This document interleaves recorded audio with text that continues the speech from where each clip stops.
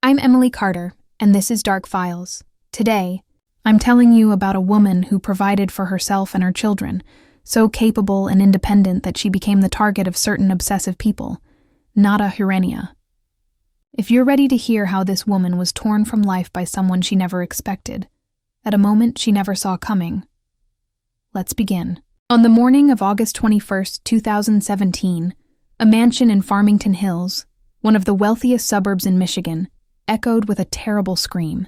14-year-old Aya Altantawi had gotten ready for school and, around 6:30 a.m., was waiting for her mother, Nada, so they could leave. Normally, Nada would be the one to shake her awake, make sure she got dressed, and drive her to school. But that morning, even as it was time to head out, there was no sign of Nada. Aya went to her mother's bedroom and found the bed empty. When she didn't see her in the bathroom either, she began searching the rest of the house. The mansion was large, so Aya checked room by room, calling her mother's phone but getting no answer. As her panic grew, she noticed something odd in the second-floor guest room.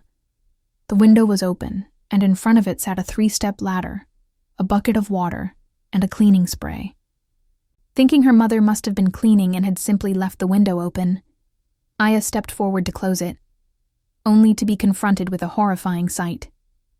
Nada Hureynia was lying motionless on the concrete patio below the window. Not knowing what to do, Aya ran and shouted for help. Her 16-year-old brother Mohammed and 9-year-old sister Sidra were at home. Mohammed attempted CPR under the guidance of the 911 operator until first responders arrived, but by the time they reached the scene it was too late. Nada Hureynia was pronounced dead. As the medical team left, the Farmington Hills Police Department took over. The first thing that caught their attention was Nada's position. She was found face up, on her back. Puzzling, since someone who falls from a window is typically discovered face down. Equally strange, the area around her was nearly spotless. With a fall from that height onto concrete, significant bleeding would be expected. Here, aside from visible blunt force marks on Nada's head, there was almost no blood. Before heading upstairs, officers inspected the exterior. Most windows opened onto grass or soil, soft ground, but the guest room window looked out over concrete. In other words, it was the only window where a fall could realistically be fatal. Inside the room, more red flags appeared. The window screen had been removed and set aside, odd if someone were simply cleaning. The ladder, water bucket, and a bottle of Tilex suggested window cleaning at first glance, but Tilex isn't a glass cleaner, and Nada would have known that. Detectives, now deeply suspicious, spoke with Aya. They asked whether Nada had a cleaning obsession. Was it normal for her to scrub the guest room windows at dawn? Aya said her mother was tidy, yes, but not like that. Cleaning at that hour was not typical. Everything pointed away from an accident. Still, police needed the medical examiner's report to be certain. Meanwhile, they reviewed the home's exterior security cameras. None directly captured the guest room window, but one camera did record part of the patio and, crucially, a blank wall opposite the guest room. On that wall, the shadows of what happened inside played out, and the camera captured those shadows. According to the silhouettes, around 5:53 a.m., the guest room light turned on. A figure approached and opened the window, then moved out of frame. A short time later, a silhouette appeared to drag another person across the floor. The dragged figure was presumed to be Nada. There were no signs of a struggle in the shadows.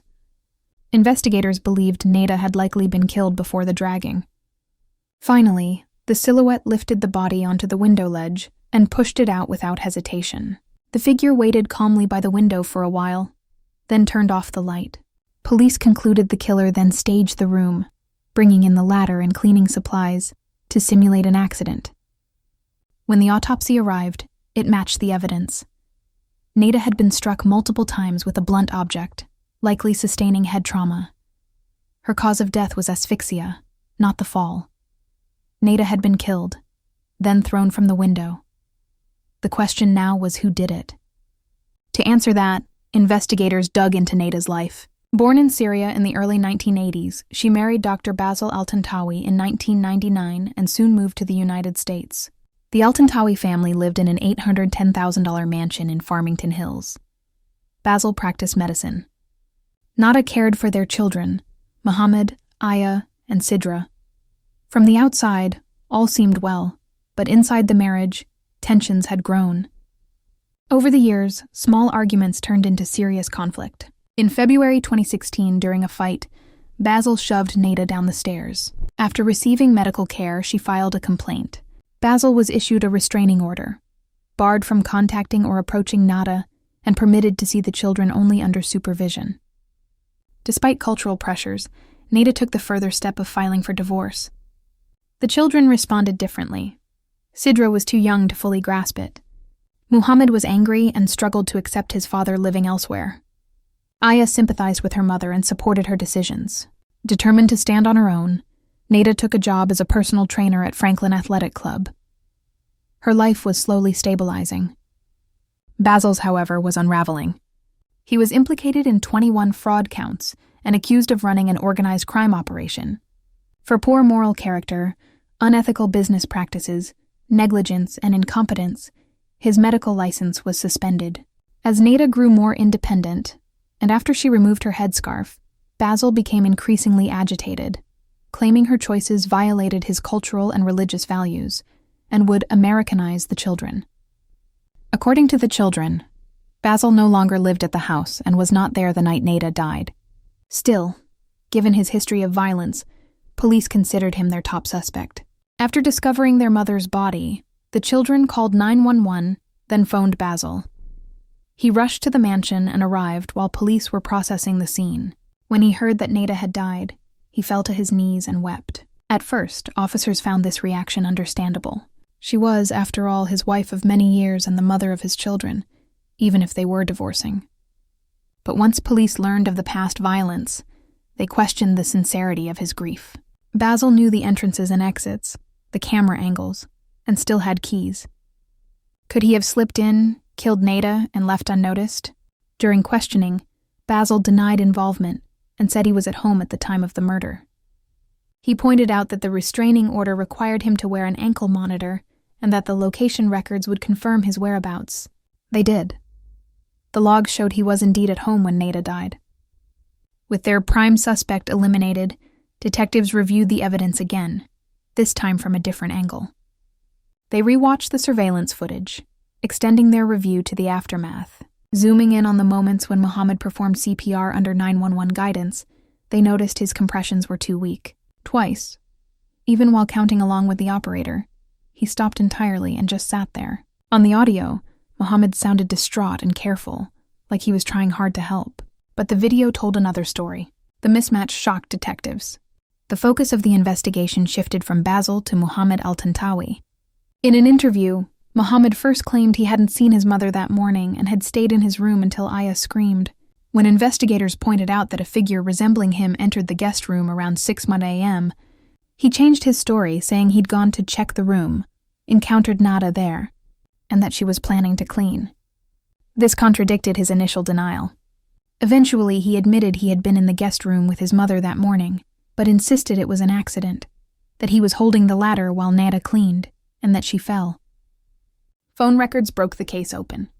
Starting at 4:27 a.m. on the day of the murder, Muhammad called the same number over 50 times. In his contacts, that number was saved as Love. It belonged to his father, Basil. At 5:55 a.m., the approximate time Nada was pushed out of the window, Basil called Muhammad.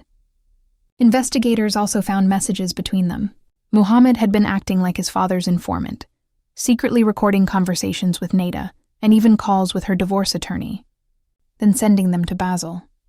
In Muhammad's phone, Basil was saved as Love, while Nada was saved as Dog. Muhammad's search history was incriminating. He had looked up how to remove a window screen, and at 8:10 a.m., while crime scene techs were still in the house, he searched how to format a computer. 3 weeks before the murder, he had texted Basil a photo of the guest room window, the very one from which Nada would later be pushed. On August 30th, 2017, police arrested 16-year-old Muhammad al-Tantawi for the murder of his mother, Nada Hureynia. He maintained his innocence, but prosecutors brought a strong case. Witnesses close to the family said the daughters, Aya and Sidra, were closer to their mother and supported her choices, including the decision to remove her headscarf. While the girls were adapting to American culture, Muhammad, like his father, held traditional views. He disapproved of Nada's increasing independence as a personal trainer, her decision to uncover, and her divorce, believing these moves would distance the family from their Syrian and Islamic circles. Prosecutors argued that, under these motives and Basil's manipulation, Muhammad decided to kill his mother, first beating her and then strangling her. This theory explained why the athletic Nada had no defensive wounds. She was caught off guard by someone she never expected to hurt her own son. Aya's testimony became pivotal. She described Muhammad as constantly angry and argumentative, and recalled that a week before the murder, he had shouted something after his mother that, in hindsight, sounded like a threat, that she would get what she deserved. Aya believed both her father and brother bore responsibility. Legally, only Muhammad stood trial, but Aya insisted Basil was culpable as well, so much so that when Basil proclaimed Muhammad's innocence in court, Aya shouted him down. Still, there wasn't enough direct evidence to charge Basil. Throughout the trial, Muhammad claimed he was innocent. Basil said his son had been misunderstood. The defense attacked police procedure, arguing that officers failed to Mirandize Muhammad during initial questioning and succeeded in excluding some statements. Even so, the jury was not persuaded. After a little over a week of testimony, an Oakland County jury found Muhammad guilty of first-degree murder in March 2022. The judge sentenced him to 60 years in prison, with the possibility of parole after 35 years at the earliest. As for Basil el-Tantawi, despite strong suspicion that he influenced and aided his son, there was insufficient evidence to charge him in relation to Nada's murder. Nada's story reminds us that when women choose to live their own lives and make their own decisions, they can still face pressure, violence, and even death. That truth isn't a reason to retreat. It's a reason to fight harder, to become the voice for women crushed under the weight of control and abuse. Remember, when we fall silent, darkness grows. When we raise our voices, hope multiplies. Even when our voices are strained, we must keep speaking. This concludes this week's episode of Dark Files. See you in the next one. Take care of yourselves.